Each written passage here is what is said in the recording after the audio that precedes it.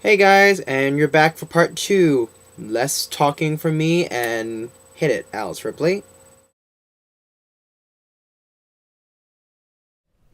Well, I have developed a system that it's taken me about a year and a half to kind of now feel like it's humming now. And I've never experienced this before with anything I've ever done, but the roles that I've played until now, even if some of them have been really especially challenging, they've never been like this. They've never been this complicated and this demanding as the role that I'm playing now. So it does feel like I've been in training. If you were going to run a marathon and you had never run before and you just ran, you could really hurt yourself. So I actually I had a really hard time singing the show when I first did it in production. And when we were in workshops for a couple of years, the piece was always changing, so I couldn't really see what was required of me all the time. And then once it became solid, the show became finished, then I started to see, oh my God, this is I don't think I can really sing this. And I struggled a lot, physically and emotionally. And then, I hooked up with my voice teacher, and her help combined with everybody at the theater, the cast, Michael Greif, who's our director, my producer, who supports me. Of course, my husband. If it weren't for my husband, I wouldn't be doing what I do right now. So, the support that I get from my husband is so absolutely essential to the core that it's like this doesn't even have to be mentioned to me. Do you know what I mean? Because it has to do with creative support and space to grow in my own creative discoveries at home. Time and quiet and space by myself too. Because I have a lot of other creative things I do besides singing. You talked about it took you a year. Does that answer your question? Yeah. Kind of. Yeah, I have a system. I have a system now. What is that system? Which has to do with, it has to do with control to a certain extent, but it's about focus and transformation. Which means I have to be Diana all the time now. I'm not acting like her now, but she's alive inside me. So, in my free time, in my downtime, in my home time, I have to be very stingy about fights and drama. I can be very generous about laughter. I can laugh as much as I want. Like in my free time at home, I literally have to save my tears and my strength for the kind of, I have a lot of emotional upheaval that I go through in the show with the audience. And all the actors do. I'm the one who goes through the most obvious things. But, and so in order to feed that emotional life and keep it real, I have to be living Diana on stage.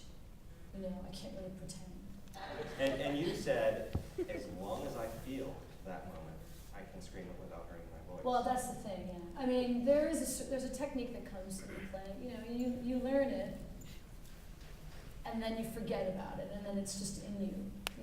So that's the thing. That's the kind of thing that amazes me.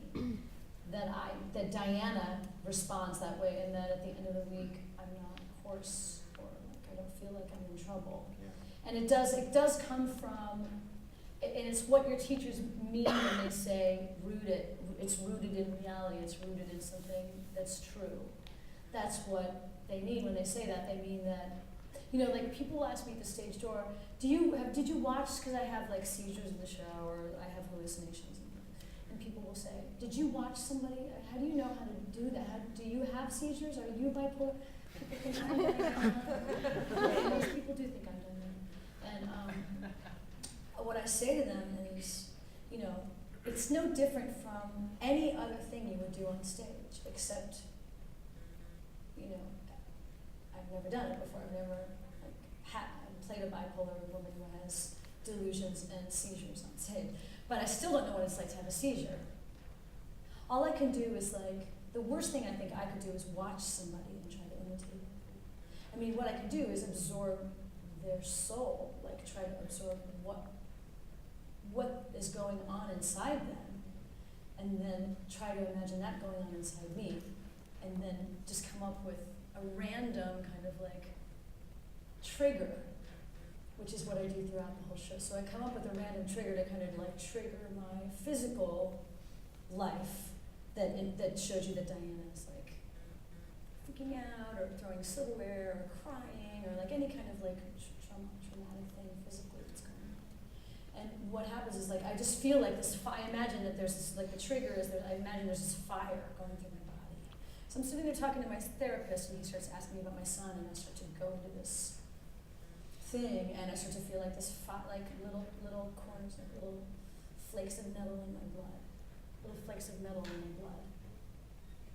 And it's real. Like it's really there. I mean, what would that feel like? That would be painful. That would be make you want to scream, make you want to writhe or run or I don't know what. I mean, but if you really imagine what that would be like, for me, that is, like little sharp little pieces of metal in my blood. It's like enough to make me want to get out of my skin, which is really what she wants to do. So you figure out what your character wants to do, and then you come up with some kind of trigger. But then when I let that go through me, then the audience thinks that I know I'm actually having a seizure. And they're like, how did you know? And I say, I don't really know, but I come up with this thing, and then my director is the one that says yes or no. Like that works or that doesn't work. And if he says it works, it's great. And I thank him every time I see him for helping me because of what I do on stage. It's so like out there that I without him I can't do what I do. I mean, he shades it to the point where it looks real and it doesn't look over the top. It doesn't look like I'm acting. Well, it or is. so people say. I mean, I have no idea. I'm in another world. And it's one of those wonderful things that is almost sunk through. So like the second act, I only leave stage a couple times to change costume, come right back on. And that's such a gift because it's just like the world just lives. The world just becomes real, like out there. I did one woman show one time at the Kennedy Center and I was on stage for 75 minutes by myself. And getting out there was terrifying because even the orchestra was in another room. I mean, it was really, really scary. But then, like, once it started rolling, it was just such an incredible feeling because, like, this whole world becomes real around you. And you know it isn't real. You're just making it up. So that's really cool, that uninterrupted thing. But you said that the show felt like an opera.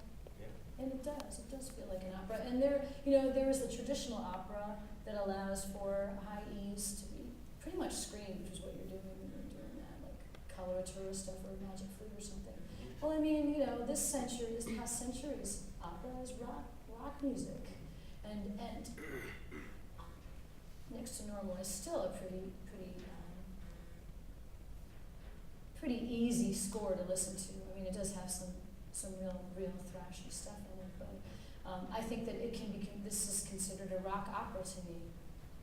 The opera comes from the theme, the themes that run through it. I mean, that's what makes it an opera, and also just the use of the human voice in the show. And again, like the high drama of the action. But unlike an opera singers perform every other day. It's built into the schedule. You don't do that work 2 nights in a row. Yeah. And you guys are doing 2 in a day. Opera's been around longer, and they've been able to kind of like work it to their own advantage. we have my husband's a musician in the musicians union, and they have a better union than we do in the actors because they've been around a little bit longer. So I mean, there's that too, and that's Angela Lansbury is the only one that's allowed to have a car on Sugar Island. Nobody else is allowed. It takes her out from Sugar Island. Well, she's Angela Lansbury. She's like the queen. All right, go see part 3. That was really awesome. Part 3 has some treats in store for you guys. I promise you. All right, bye.